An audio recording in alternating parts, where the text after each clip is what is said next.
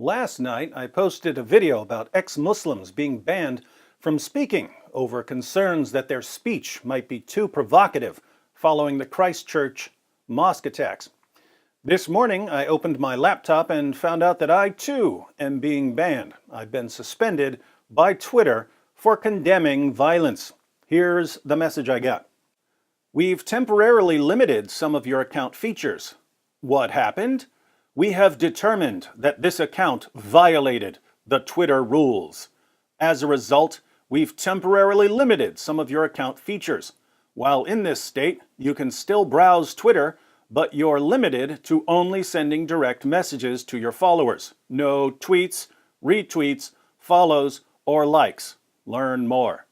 Your account will be restored to full functionality in 12 hours and 0 minutes.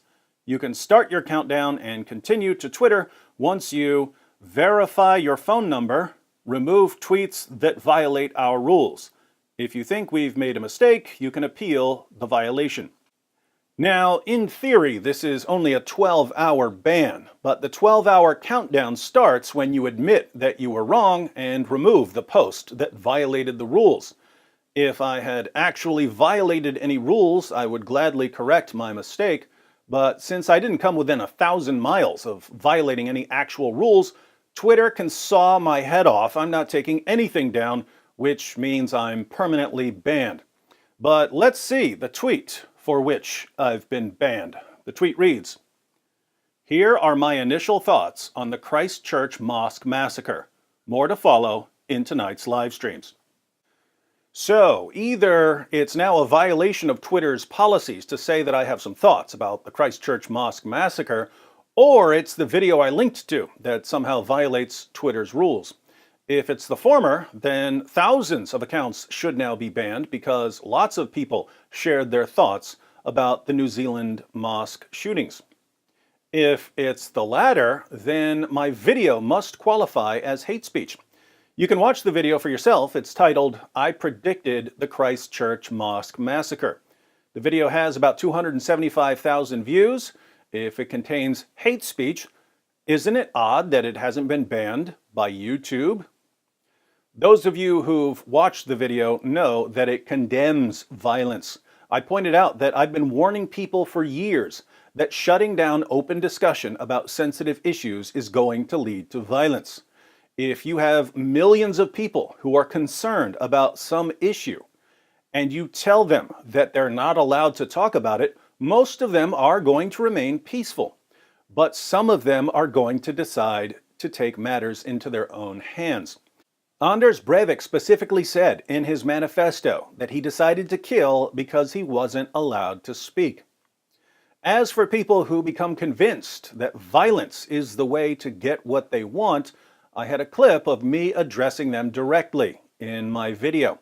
I called them delusional nutjobs and referred to their violent ideologies as idiotic, and I said that even if they have no problem with mass murder, killing still isn't going to get them what they want because there are two main possibilities. One, if they want large-scale killing, i.e. millions of people, they're going to have to get governments and the media on their side, and that's not going to happen. Two, if they try to do the killing themselves, the killing will only backfire. Either way, the killing won't work. Here's the clip.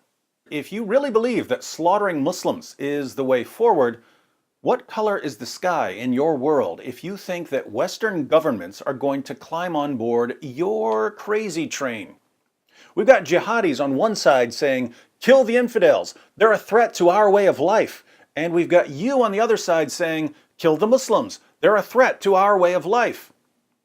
Perhaps you haven't noticed, but Western governments and the education system and the entertainment industry and the media are in love with all things Islamic.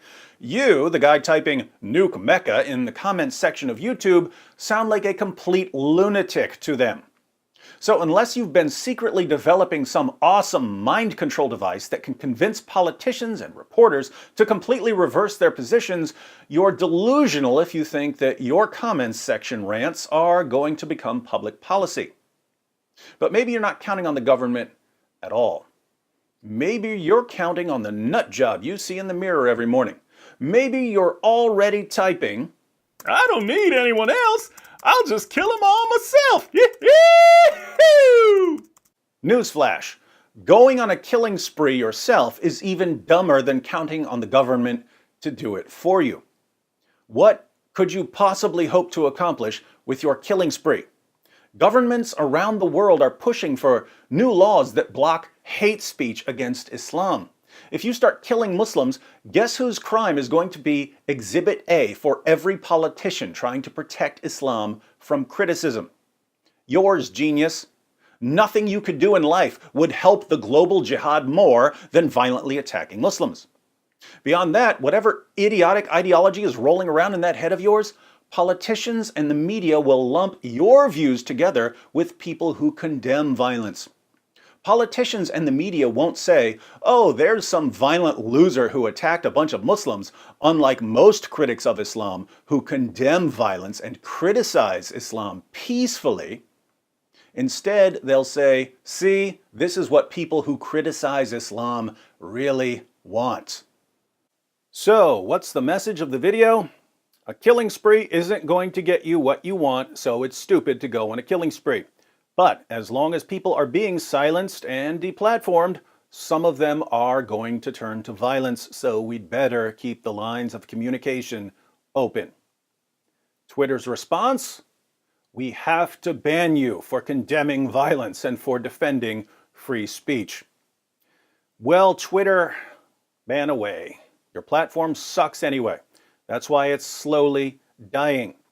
As for you power-tripping morons on the trust and safety team, you pathetic losers are banning yourselves out of a job because you're banning so many people that they're glad to leave your already dying platform in droves. Since you'll soon be out of a job, I suggest you learn to code. For everyone else who's watching this, be sure to share it on Twitter.